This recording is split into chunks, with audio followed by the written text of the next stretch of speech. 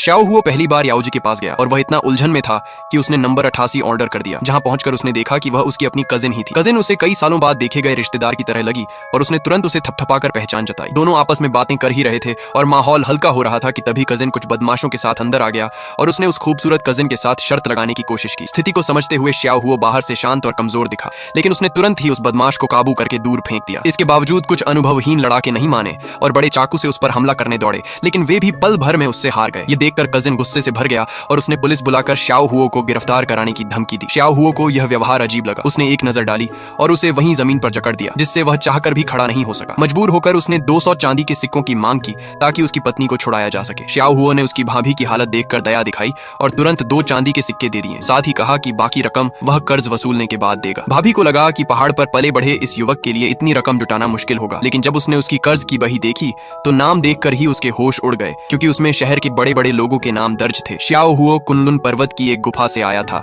जहां उसके गुरु ने उसे बेकार बैठे देखकर नीचे भेजा था ताकि वह कर्ज वसूल करे और साथ ही ऐसी महिला खोजे जो उसकी शुद्ध यांग विष की समस्या का समाधान कर सके। यह सुनकर वह तुरंत पहाड़ से नीचे उतर आया और याओजी पहुंचा, जहां उसकी मुलाकात भाभी से हुई, जो अपने ही रिश्तेदार द्वारा परेशान की जा रही थी। उसे छुड़ाने के लिए उसने पहले जो परिवार से कर्ज वसूलने का फैसला किया। 60 साल पहले जो परिवार पर एक भयानक संकट आया था, जब पूरा परिवार आग में घिर गया था। तभी आकाश से एक दिव्य प्रकाश उतरा और एक अमर व्यक्ति ने जीवन मृत्यु की पुस्तक के माध्यम से उन्हें बचाया, लेकिन इसके बदले उन पर स्वर्गीय कर्ज चढ़ गया, जिसे 60 वर्षों के भीतर चुकाना अनिवार्य था। जो परिवार के मुखिया ने उस समय मजबूरी में इस पर हस्ताक्षर किए और आग तुरंत शांत हो गई। समय बीतने पर मृत्यु के समय उसने अपने वंशजों को चेतावनी दी कि इस कर्ज को कभी टालना नहीं चाहिए, अन्यथा पूरा परिवार विनाश